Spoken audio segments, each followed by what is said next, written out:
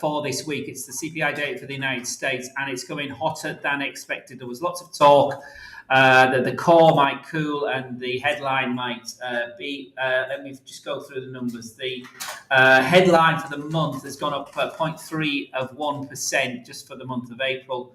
And the year-on-year number for April is coming at 8.3%, down from last time. So there may be some sort of talk of this plateauing, but also even peaking, but I don't think so, given that it's missed expectations. It was expected to come down more significantly, 8.1%. It's coming at 8.3%. So it's down from the top, as is the core number, which is coming at 6.2% on an annualized basis from 6.5% last time, but again, above expectations.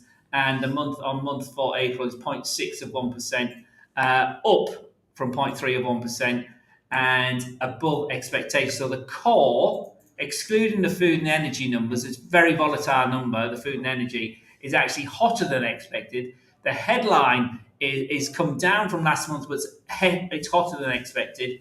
And the core is all on an annualized basis, also less.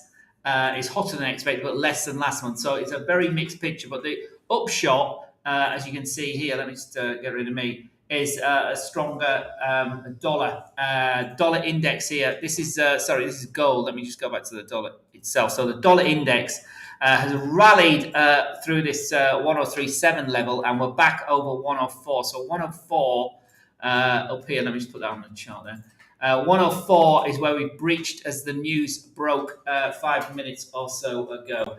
And we've got this, let me just go back to the 1 hour chart. You see we've been sort of breached 104 earlier in the week. Yesterday, Tuesday and Monday, we'd come back under 104, but we're back at that 104 level now. So dollar has been bid on that hotter than expected inflation data. So chatter has already started that perhaps inflation was topping out. That clearly isn't the case at the moment. Is it plateauing though? So that might be some more argument as we go forward. Plateauing in US hot inflation rally. Remember, as far as the Fed is concerned, because obviously the Fed is the major driver of all of this. We've got more hawkish chatter last night, particularly from Miss Mester about. She was talking about the balance rate not being achieved around the 2.4%. She was neutral, maybe above that, and they may need to go above neutral. So always an issue with the hawk. So that's just adding to that chatter. Miss Lagarde earlier today has talked about not going back to didn't actually say non-inflationary areas, but she said it's unlikely that we're going to go back to these benign disinflationary areas. So euro came under pressure as the data, basically here on the 5-minute chart, in fact, it's 15-minute chart, sorry. It's been moving down all mornings on Miss Lagarde's comments, but also that inflation that breached has took it down to test that key 105 level. If I put the line there in at 105, you can see we're just above that, or we just went down within a smidge of that. If we look at the daily for the euro, you can see we're down at these key levels, 105. Trend remains to the downside. Intraday, again, testing 105 and under 105 from what we went to on Monday. So we'll see how we go. Bantok is asking about gold. I mean, interestingly, gold really hasn't seen a safe haven bid with all this worry we've had. We've had a huge volatility relatively to where we've been recently in the stock markets in particular. That's Wednesday and Thursday in particular. This week we sold off quite aggressively on Monday. We were weak yesterday as well. But gold hasn't received any of the safe haven bid. It's pressured by a stronger dollar. So we were down to the 1832 level this morning. We breached 1850. Let me just put 1850 on. We breached 1850 yesterday, and that's a key resistance now. So there's 1850 for gold, Bantoki. It's been a cap today. So we rallied up into the 50-hour moving average, into the top half of the Bollinger Band. But as you can see here, the Bollinger Band's going sideways now. We consolidated, then we legged down. We've bounced off 1832, which is our floor this morning, and now we're biased lower with that stronger bid for the gold market, stronger bid for the dollar here in the last 5 minutes. Well, this is the 1 hour chart, but if you look at the 5 minute chart, you can see what a huge sell-off we've had, but that's been coming for a while, hasn't it? So gold short on the data, ahead of the data and on the data. 15 minute, also big down candle. Here's the data broke, but again in the under half of the Bollinger Band before that, earlier on here at 2:45 before the data came out at 3:30. So the lines were a bit getting drawn here for 15-minute traders. Big move down. That low here takes to 1831.96. So 1832 is the low from yesterday. Low from this morning here for 15-minute trades, but that's moving down.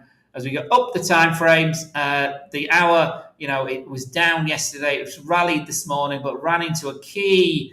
You can see that ran into a key resistance area. Technically, the 50-period moving average. Doji candles for 2 hours, then a down candle rejecting the fractal. The wicks rejecting any moves above 1845.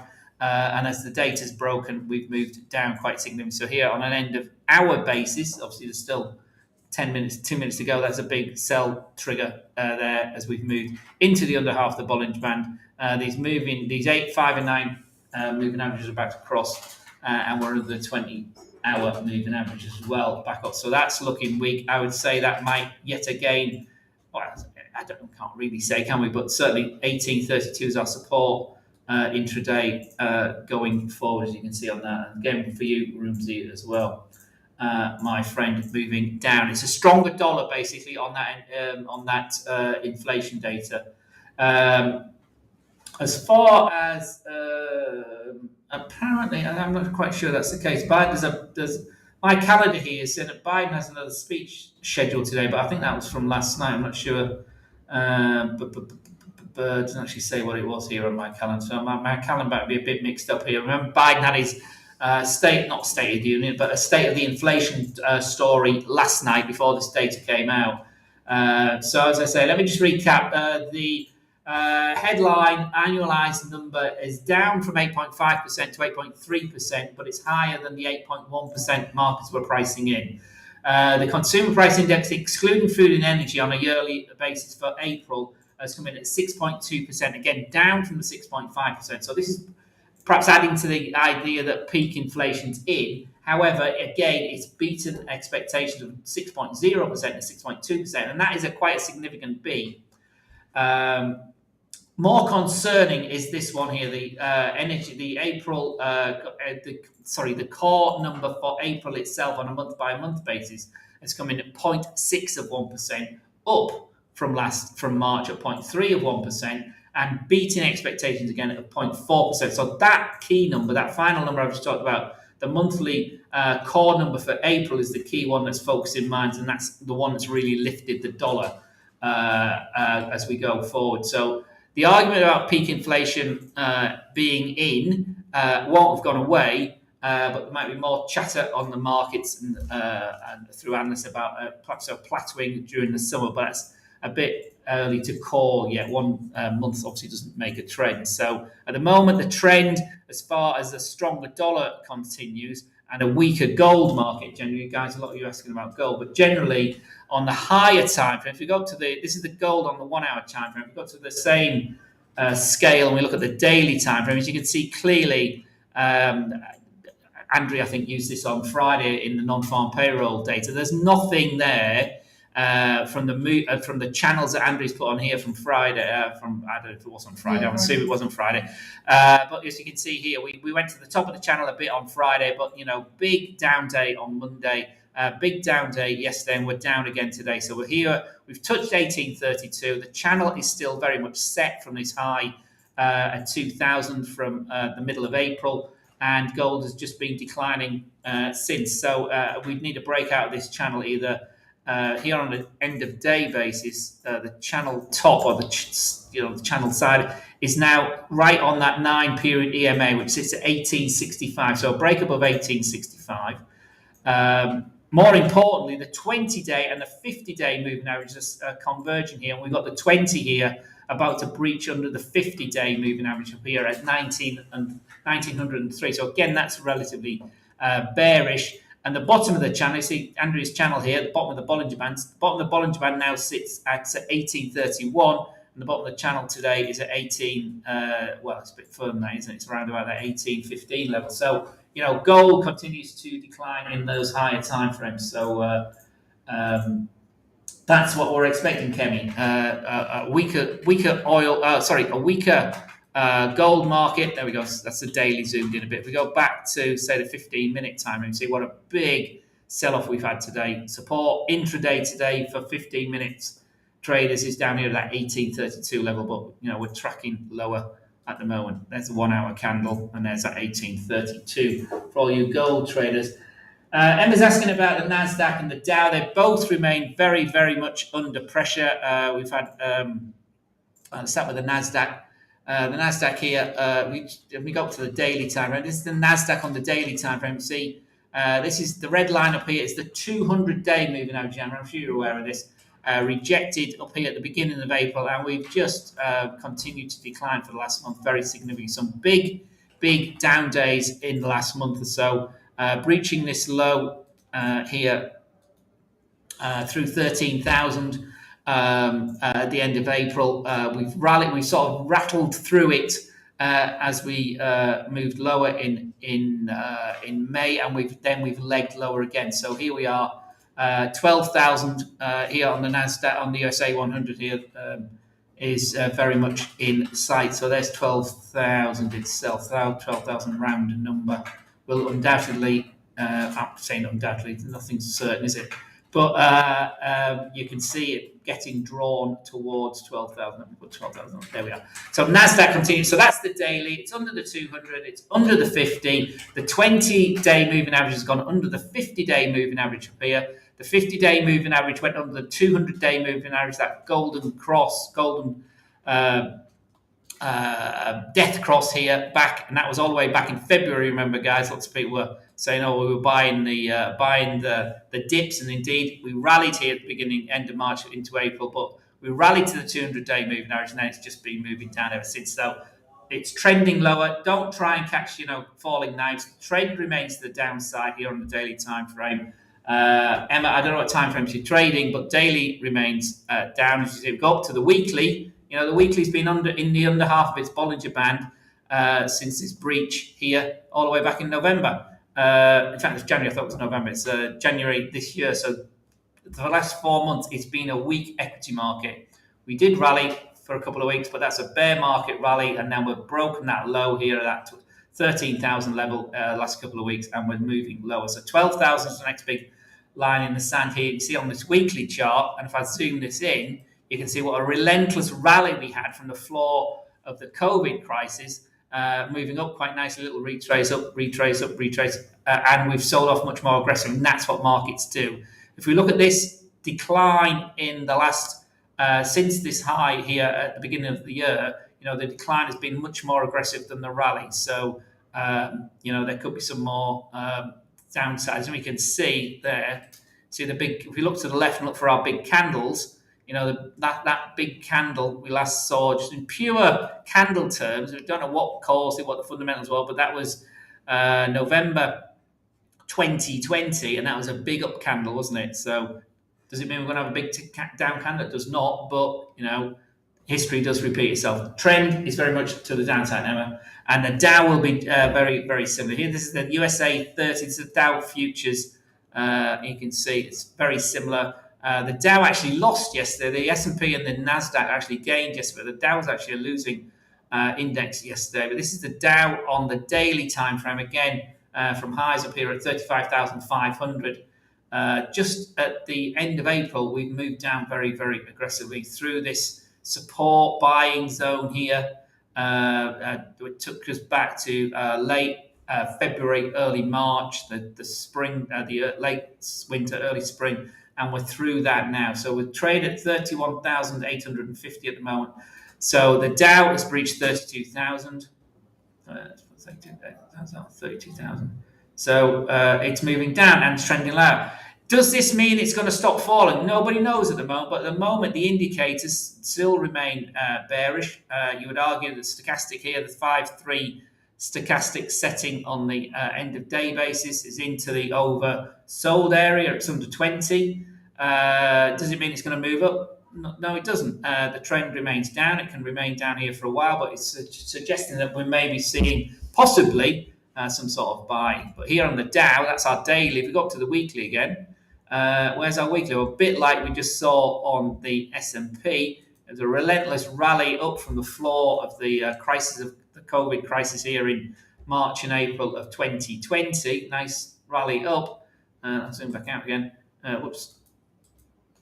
You can see here on the weekly we're at 32,000, a big round number. Obviously, the next big round number below that, you would argue with 30,000. But technically, as far on these weekly charts, there's a support there at 31,500, and then it's through here, which takes us to 31,000, and the big round numbers are coming into play. So this big weekly candle here is our next support at 31,600.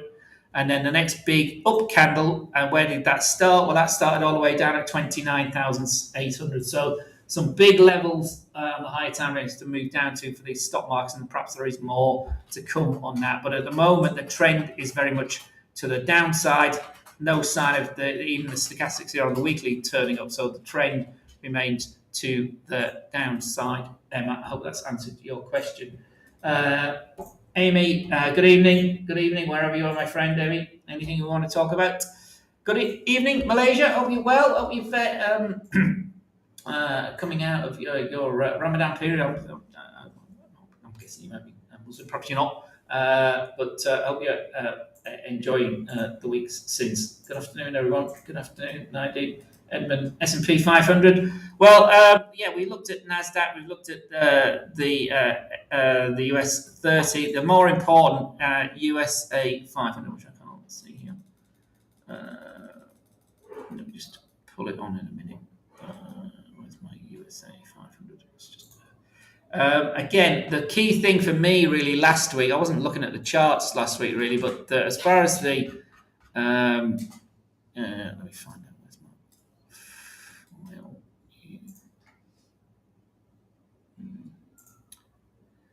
If we look at the USA, there we are, USA 500 futures. Let's take that grid off. I don't like the grid. The key thing for me, this is the hourly chart, but if we go to the daily chart, you can see the 4,100 level was a bit of support level through here, 4,100 round about here, wasn't it? It was a key support we'd ran into right about there, 4,100.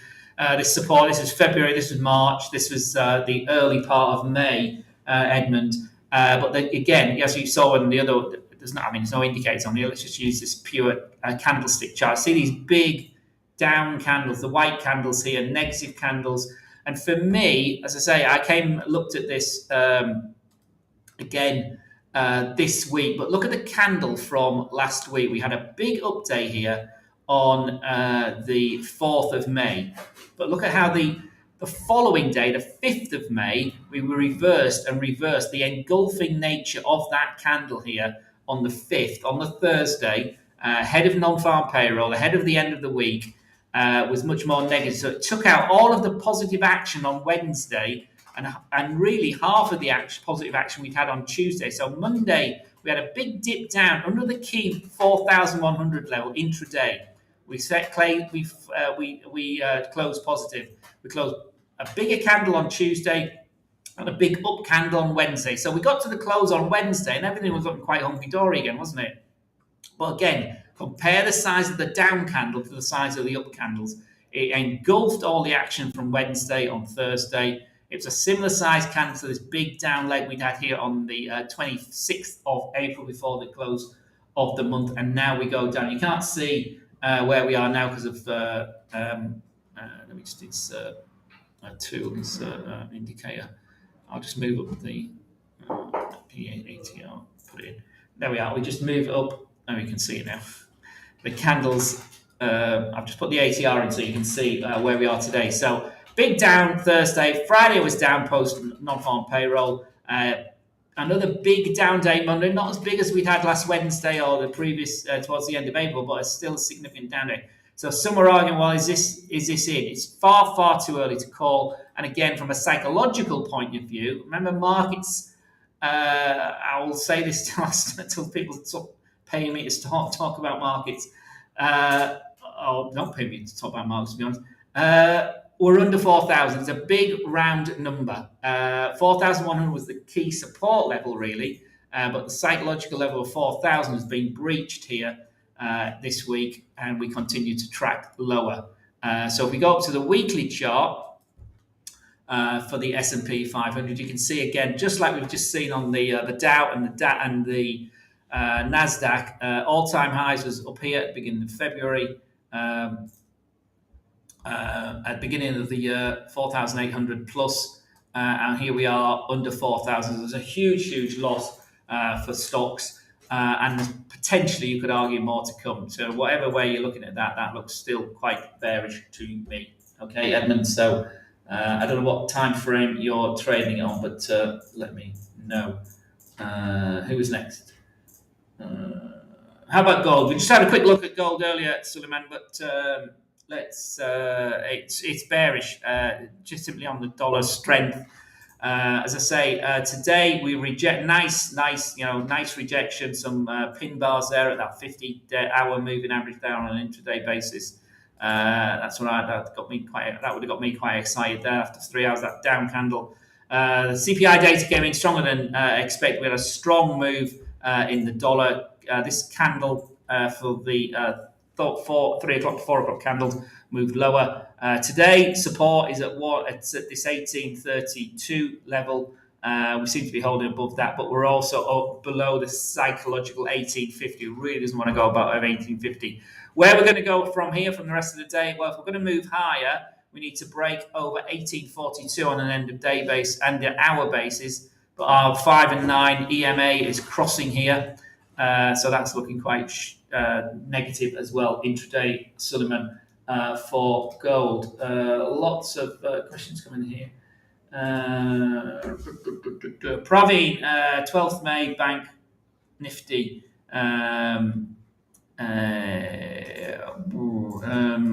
Sure what you lost you there. Praveen, the Bank Nifty. Yeah, the Indian market is also under pressure, Praveen, certainly. Well, negative. I don't know if I've got the 50 here. I don't think I have on this particular. So let me just check for you. I don't think I have. No, I haven't. I'm sorry, but global, certainly emerging market stock markets will be faring worse than the US markets with the stronger dollar. Remember, the stronger dollar ultimately benefits the US economy. Obviously makes imports and exports a bit more negotiable, but a stronger dollar generally means a stronger US economy. Nobody wants a particularly weak dollar. Obviously, too strong, and it makes exports very, very difficult. Something that President Trump was banging on about quite a lot, didn't he? But at the moment, it's all to do with the perception of inflation. The hawkish move in most, if not all, central banks, except Switzerland and Japan currently, and obviously the other thing that's added to things, obviously the as far as the Asian markets are concerned, and other parts of East Asia and Southeast Asia, Praveen, is obviously the lockdowns in China, the biggest economy in the Asian region, and lockdowns in Shanghai, and more stresses in Beijing itself. And obviously, the tragic war that's had a massive impact on commodity supplies in Ukraine as well. So that has a massive impact. So all of that added together, it just weighed on sentiment, and it's not a surprise we've got stocks moving down. What you could have expected, perhaps, is that with all that negative spin on sentiment, is that this gold chart, instead of it going down as it has since the middle of April here. Remember, the war happened here at the end. The first invasion was back here, 24th of March here. So we had this 24th of February, this big volatile candle on the invasion day. Gold then rallied, but since then it sank, it's gone sideways, and then it's certainly trended down. So the impact of the war on the gold market has unfortunately been rather negligible. And if anything, it's added to the strength of the dollar, and it's weighed on the gold price. So we're under 1850 and gold moving lower. York, what dollar drop since 424? I don't know what numbers you're talking about there, York, my friend.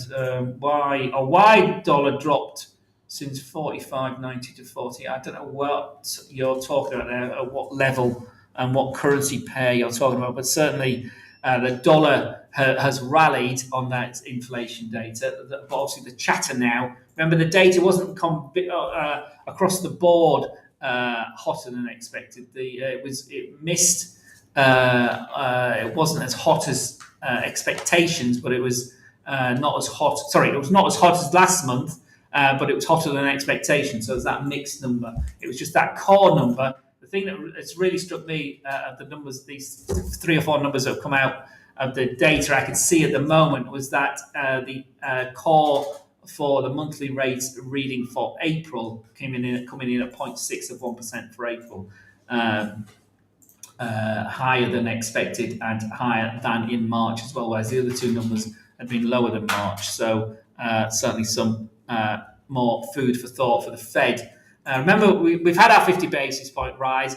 It's priced in that I'm arguing that my view is it is priced in for June as at least a 50 point basis rise. And interestingly, none of the hawks, even on the Fed, are talking about 75 basis point at the moment since the last meeting. That might come, but certainly that was a hot CPI number. And interesting headline here going across FX Street: dark clouds cover peak inflation, king dollar to dominate. Yeah, I mean that's been the story for a long time. So 75 basis points may indeed be now back on the cards because of this number, and people like Bullard and Mester and other key hawks on the Fed may start talking about that again. Remember, Bullard himself was talking about 100 basis points by June. Well, it looks like we're going to get there anyway, but he was talking about that well over 4, 5, 6 months ago at some point. We've got a hot reading, and we continue to move up. So, Suleiman, what do you expect of gold? Suleiman, I said before, gold is weak. The stronger dollar, certainly from the intraday basis, but this is the daily chart here. And look, although it's an update today at the moment, we have been lower than we were yesterday or lower than we were last week. Testing 1832, so that channel remains down. Again, it just depends on your time frame. So if you're in this today, it's bounced up a wee bit. If we look on the 15-minute, it's sort of bounced as we've tested lower from the post reaction to the inflation day. We didn't get back to the 1832 level. We bounced up here on the 15-minute, but even the 15-minute chart remains weak to the upside. 5 minutes probably turned around, still not in the top half of its Bollinger Band. For you 5-minute traders, it's still weak. The low we got, let me just put that in. It wasn't 1832. We went to 1834.50 was the low post inflation. So it's bounced a bit in the last 20 minutes, but it's still not triggered long. It's only closed your short out here on the 5-minute chart. So it remains to the downside. Maya, which assets currently are better to trade? Maya, there's no such thing as best assets to trade. You trade something that fits your personality, fits your time frame. All assets are tradable. This chart happens to be the gold chart on the 1 hour time frame. I can click on something else down here, and this happens to be the DAX on the daily time frame.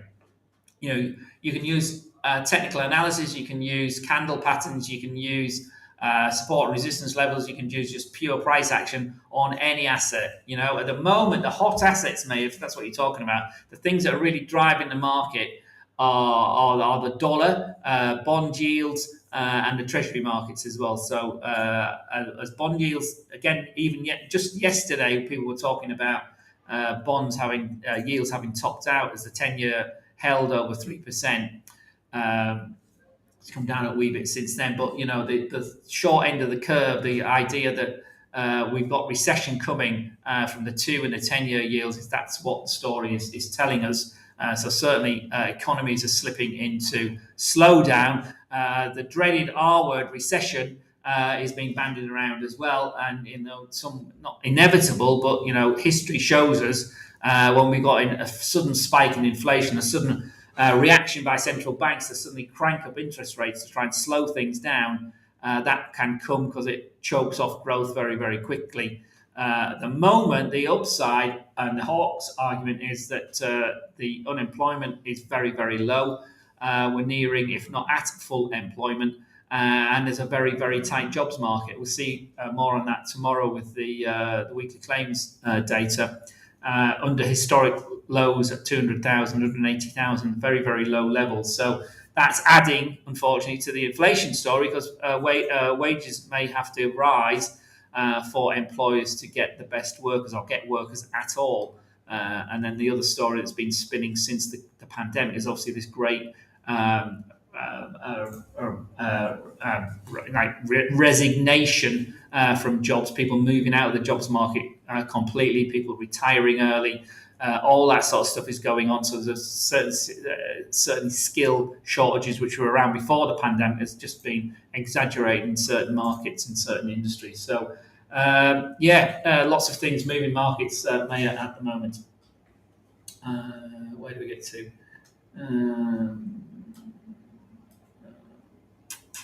The wise ninja. What do you expect from the dollar? Well, the dollar, as we saw, my wise ninja friend rallied initially back over 104 on the initial announcement of the news, and it's cooled just as quickly for some reason. But overall, the dollar remains bid. Let's not pull our punches here on the daily time frame. You can see what a strong bid we've had for the dollar here on the dollar index. The caveat of looking at the dollar index to see how strong the dollar is itself is that it's only 6 currencies that make up the weighting of the dollar index. So there's only 6 there's 6 variables that create this strength of the dollar index.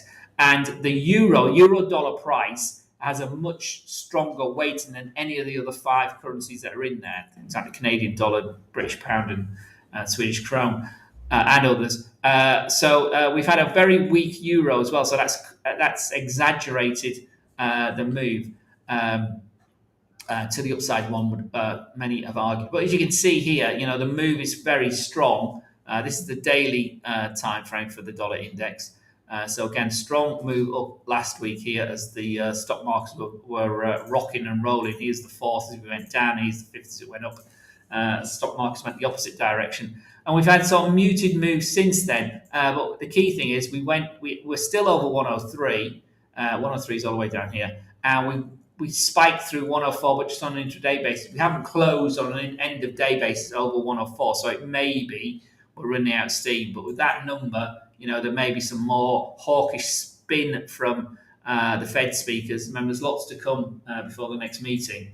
So there's no sign of that trend really running out of steam yet. The MACD, I suppose you could argue the MACD here is showing signs of fatigue a tad, given that the signal line here is flattened out here in the last few days. But give that a few more days to see what's happened. But interestingly, the histograms now are struggling to break over the signal line. Again, just looking at this simple stochastic indicator here, we're at the top end of moving out. So again, we could be moving down, but we're still not into the 80 level overbought area yet with the stochastic. And RSI is at 70, so you'd argue, well, that's in an overbought zone. However, if you're going to just use that as a parameter, you could argue, well, we've been overbought, or the dollar index has been overbought since the 24th of April, because it's over here. We dipped down a wee bit here on last week on that volatile move, but we're still pushing up. So the trend remains very much to the upside, wise ninja, and dollar dominance is likely to continue into the summer period, I'm afraid. I'm a bit greedy and broke. Greedy is a feature we're all endowed with, I'm afraid. And as a trader, wise ninja, it's something you've got to manage, my friend. Don't be too greedy. Don't be too scared. And if you're broke, you shouldn't be trading. Because it's very speculative. It's very high risk. And you should be trading with money you can afford to lose. But it can open up lots and lots of doors as well if you got your head right. So if you're just spinning a coin or you're just gambling on the dollar's going up or the dollar's going down, you're not in the right place, my friends. If you want to learn how to trade, you might be broke, but you can still learn how to trade with a demo account. You can be a very successful demo trader. You can go and pitch somebody for some funds, saying, "Look, I'm really good at this. I know what I'm doing." People do fund you. People might invest in you, but really, you don't really know until you start using real funds. So don't get greedy, my friend. Sullivan, thank you. No problem. No problem. Our word might be inbound after all the COVID spending. Well, it's yes, it was COVID spending, but the markets, have bounced back. There's lots of cash sloshing around, and lots of people have made an awful lot of money. A few people have made ridiculous amounts of money. So yeah, it's up to how governments react to that and move forward. Maya, thanks a lot. It's no problem. And Ninja, no problem. Right, that's everybody. But interestingly, you are all on YouTube. I can't see anybody from Telegram, and I can't see anybody from Facebook on here. So let me just check our Facebook. I'm not sure I can. No, there's nobody on Facebook, and I've got nobody on Telegram. Okay, very good. So you're all YouTubers. Very good. Let me just check. I've got everybody in. Why isn't it what you're saying here, my friend? No, I hate gambling. That's why I'm here. I'm not on some channel trying to sell me trade. Okay. I don't know where you are in your trading journey, Wise Ninja, but if you've watched any of my seminars, you've seen me talk, or you've watched any of my webinars. Actually, let me make me. There we are. If you watched any of my webinars or you see me talk in any seminars, mindset is what this business is all about. You've got to understand yourself, my friend.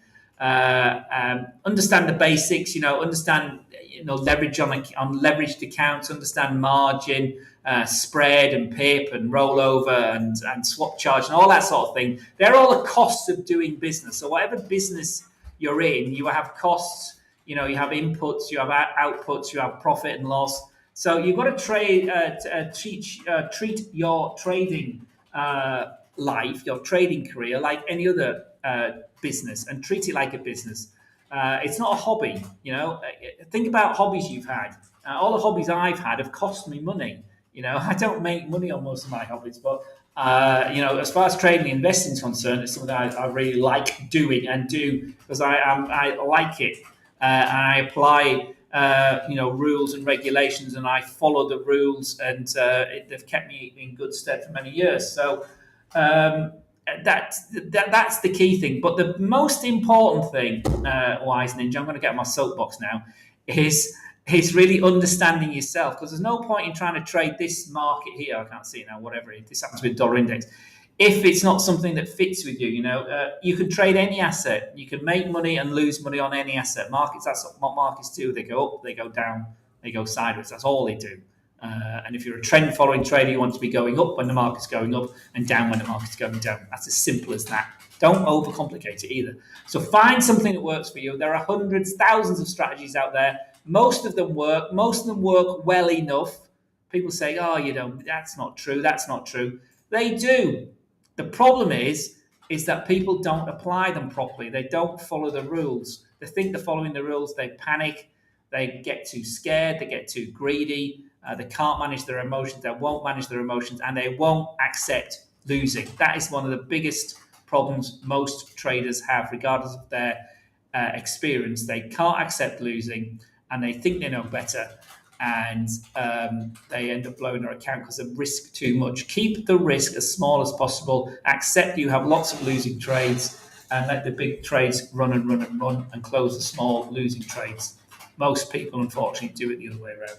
Anyway, end of my soapbox rant. Let's get back to the charts. Depo's asking about, thanks for your analysis on gold. No problem. See if it's moved around a bit because the dollar seems to be coming back, didn't it?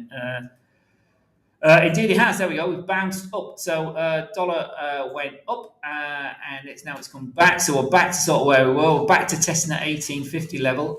We're still just ahead of US Open. So going forward now, we've got 1834.50, 1832 as our two support areas for gold today. Then we got another one here, which is the 20-hour moving average there, 1842. So 1842. 1835 and 1832 are our supports going forward into the US session. Resistance, just as the US market is opening, is 1850, that big fat yellow line there. The 50-hour moving average sits just above there at 1852, and then really that fractal from earlier on today, and the top of the Bollinger Band's at 1854.50. So they're the three areas resistance to the upside. There are three support areas to the downside going forward for gold intraday depot for the rest of the day, if that's what you're interested in, my friend. The wise one. I'm not a wise one, my friend. It's just experience, and it's just doing it. Life has a great way of doing stuff. I'm going to pin that. I didn't mean to do that. Experience it. Experience the joy of winning. Experience the sadness of losing. But treat them both the same. That's one thing I learned long time ago. Don't get too uptight. Ramesh, good afternoon, my friend. I don't know what any of that means. I'm sorry. Are they assets I should know what they are? Jai, TRS Jai, or was it just saying hello? You're just saying hello, aren't you, Ramesh? I hope you're well, my friend. I hope your family is staying safe and you're having a good trading session today. So, as I say, it's quite a quiet week this week as far as the data is concerned. The highlight was just been what we just had in the last hour or so, the inflation data out of the United States. Earlier today, we had hot inflation and PPI data. Remember, PPI is the producer price index, so it's the people that make stuff, the manufacturers, what their inflation numbers are looking like, or the costs for them is looking like. And that was hot in China this morning. Tomorrow we have the PPI numbers for the United States. This morning we had inline HICP, so harmonized inflation from Germany, came in at 7.8% on an annualized basis. So again, that's pretty hot at the top end of the expectations. And the US numbers being hot as well. So we've got this continuing story. So remember, the Fed have acted first, others are following. They appear to be, so far, their rhetoric is much more hawkish than others. The ECB are getting their head around that they're going to have to do something for the years out. And as again, Miss Lagarde's speech this morning, not talking about inflation, she turned it on its head very cleverly, like she does, like the lawyer and the politician that she is. Talked about the disinflation we've had is unlikely to come back. That's a central banker's way of saying, well, yeah, inflation is a bit hotter than we expect, but without saying it, because they don't really like saying it. But anyway, dollar gold here having a go at 1850 again, a breach and hold of 1850 could see us attack this 1852 again, and then 1854 to the upside. So gold's having a bit of a bounce as US markets open for the day. Let's just see how markets are. Well, not quite open yet. No, it's not 4:30 server time, but certainly gold's on the up. Let's just have a quick look. Sterling has come back from this move down to 120. What was that? 122.76. When was that? It's fine. Let me get my head right. Here we are. So yeah, that 122.75 area again. Another one reversing, virtually wiping out the inflation data. So there's obviously been some sort of chatter or something said. Not really. It's just a bit of a move lower. So stocks lower, yields higher, CPI, the dollar was higher, but initially, so we've reversed that hour. Remember, it's only an hour. So sterling still remains very, very pressured, 122.75. On a daily basis, still very, very pressured to the downside. Sterling maybe find some sort of floor, but here intraday is going sideways. Euro back over 105.50, 105.55. We trade at the moment. So the big move down ahead of the CPI, tested 105 again, and then it's bounced off that in this current hour. So it's sort of shook that off at the moment, but very much again sideways. So just intraday action on the CPI data, but you can see the daily time frame still looking relatively weak. Still looking very weak, I should say. But some sort of consolidation around the 105 level at the moment. We don't want to close. You can see here the euro here doesn't want to close on an end of day basis significantly or under the key 105 level. So clearly some buyers coming in here, some positions opening up potentially. But at the moment, we haven't pushed over 106. So we're in really 100 pip range here for the euro. This is 106. This is 105. 100 pips for well over a week, 10 days now. So that's the range it needs to break for some sort of direction to break the trend. But as far as the higher time frames are concerned, you can see here that's the 20-day moving average is still well to the north for euro dollar. Euro dollar 20-day moving average sits at 106.45. The 50-day sits all the way up there at 108.26. And the top of the Bollinger Band currently sits at 109. So the trend remains very much to the downside, but there is some evidence of a floor being formed here. So at the moment, it's too early to tell, but 105 is your big support line, and we'd need to break. Certainly, the green and the yellow line here, the 5 and the 9 EMA, and they remain very weak. But as you can see, they've flattened out and floored out. So 105 is the floor, 106 it needs to breach. So it's a big 100 pip range. So if you're trading the oscillations, people will be looking to go short at the top of the channel and long down here at the bottom of the channel currently. Okay. Quasi. Something different to have a look at. Aussie Swiss and cable. So let's just go back to cable because it's here. Quasi. Any particular time frame, Quasi?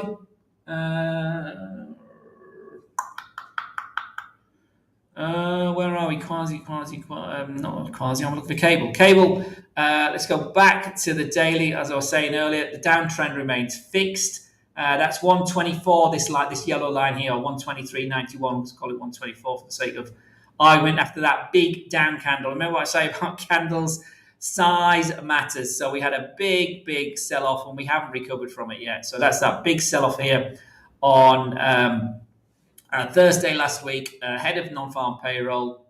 We'd rallied on the Wednesday as stock markets moved up. We went to 126.30, but then sold off a huge engulfing. Look at that. That's a great example of why candle matters, why candle size matters, and engulfing the previous action. So this Thursday's down candle here took out Wednesday, Tuesday, Monday, Friday, Thursday, Wednesday last week. So whole of the week, previous week's action was taken out the sideways in this big move down. And all it's done, if we engulf all of that price action for those 1, 2, 3, 4, 5, 6 days into this candle, which we can, it's just another down candle of these 3 big down candles here, isn't it? So down, consolidate, big leg down, and here we are consolidating. But interestingly now, we've had smaller bodied candles, so there's much more balance going on here, less intraday movement. The wicks are to the north and the south. And we're finding some support. Well, 122.75 is our current intraday support. And if we put an end of day line on there, you can see that we're around about the 123 level. So 123 is our support end of day basis, and 122.75 is our intraday spike lower. But as Andrea's chart on here, I'm not sure what that is.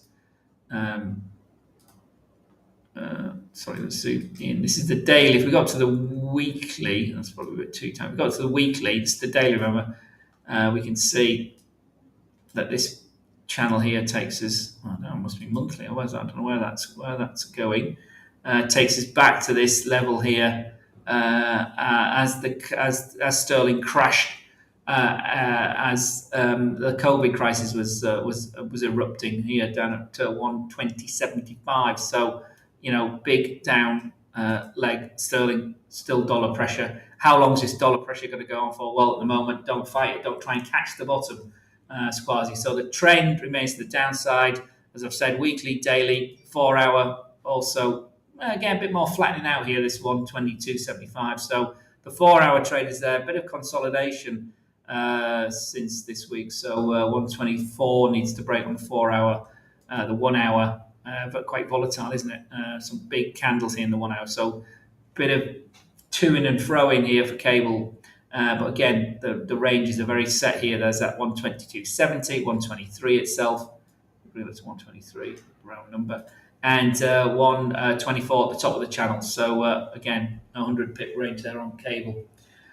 Aussie Swiss. Let's have a look at Aussie Swiss. Aussie's been. Aussie was one of our strongest, if not the strongest pair. Aussie Swiss, not there. File. No, is it on here? I'll drag it in. Oh, I can't see it. I should open the file. Chart. Forex. Aussie Swiss. Stick a template. Think of a template. First one that comes to mind. Daily template. There we go. Our daily template. This is the Aussie Swiss on the 1 hour. If I zoomed in a bit far, let me just have a look at it. I can't see where we are. Where are we? Right. So this is 1 hour Aussie Swiss quasi. I don't know what time frame you trade it, but we've had a bit of a tick up from. Let me put that line on. Had a bit of a tick up from this low down here. Is the first thing that strikes me at. Let me just put in the property separators. Period separators. What's that? That was just yesterday. So yesterday's low took us down here to 68.70. That looks of things. Yeah, down there 68.70. Yeah, and we rallied off that. So from yesterday and today. So here, let me just check. Yes, still the. That was bugging me. There we are. So yesterday's low down here at 68.70 or 68.68. We moved up. So we went through the sort of moving up, but as you can see, the red line and the here we've got the spread on here. You can see the spread on the. We've got the bid and the ask price, both prices on there, the red and the grey line now. So we've rallied into the 200-hour moving average this morning, not this morning, or just now actually, at 69.50. 69.50's resistance to the upside, where that 200-hour sits, so 69.49, give it a pip or two. We've moved back down to the channel, the support line. So we've bounced off that again. So 69.50 needs to break, quasi. We're going to move back to the upside. We've got support intraday here on an hour basis with the midline of the Bollinger Band at 69.20 and the 50-hour at 69.15 and 69.20. So that's your support here. As you can see that going through there. But it's a bias to the upside. If we go up to the higher time frame, what's going on? Well, it's really sort of channel bound. That yellow line is our hourly trend. If we're looking for a daily trend, we're over 68.75 as we've moved up quite nicely, but we're really, as an end of day basis, we're channel bound somewhat. We're topped. We've had a triple top here. So this has taken us back to the beginning of April, middle of April, and the middle or the beginning of May at 70 itself, or 70.50. So .70 is our top of the channel.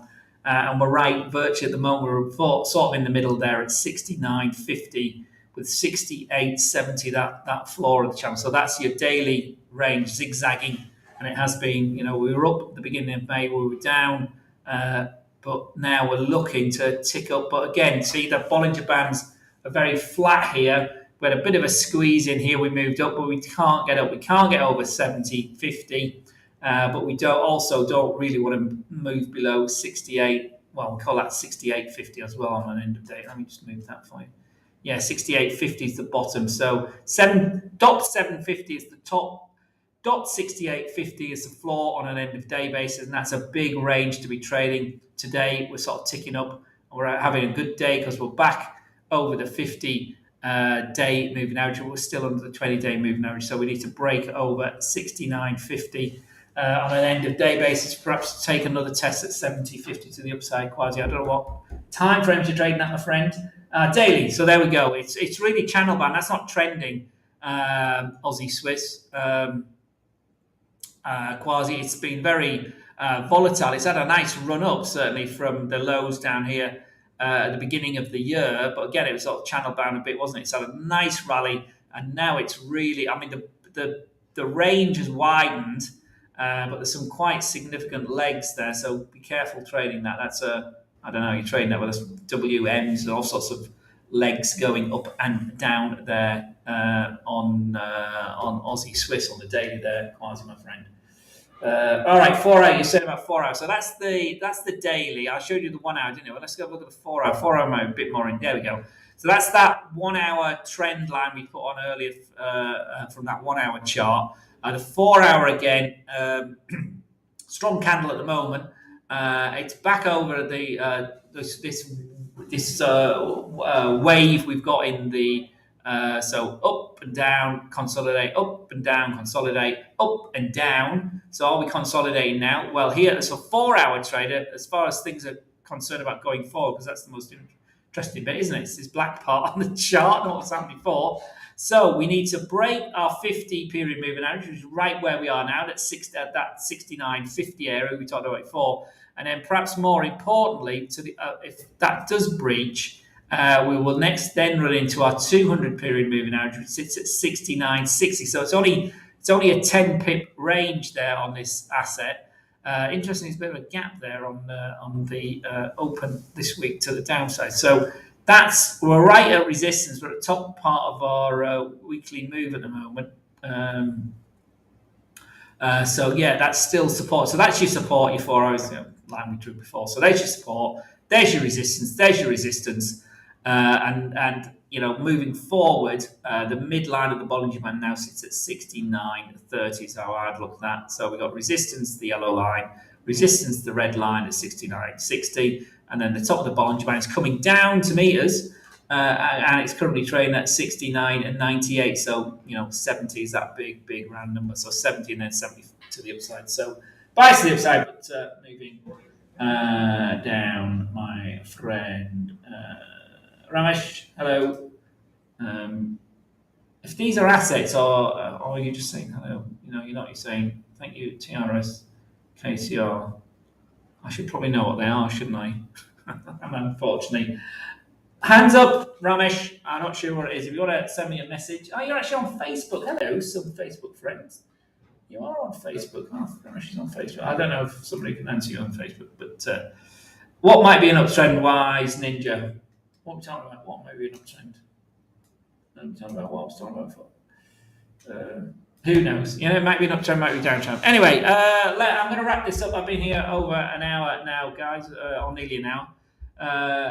Unless there's some more requests for assets, let's just go back. Actually, let's have a look at the how the markets have opened as a US. So the USA, this is the Nasdaq. It's the weekly. Let's go back to the hourly chart. So big down move here, the 3 till 4 candle, courtesy of the stronger dollar.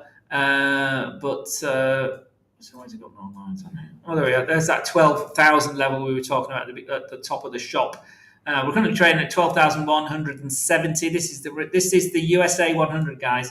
It's not the futures. It's the CFD for that, and that's here on the hourly basis. It's still buys to the low side. It's out of its Bollinger Band, even the Bollinger Band trying to move up.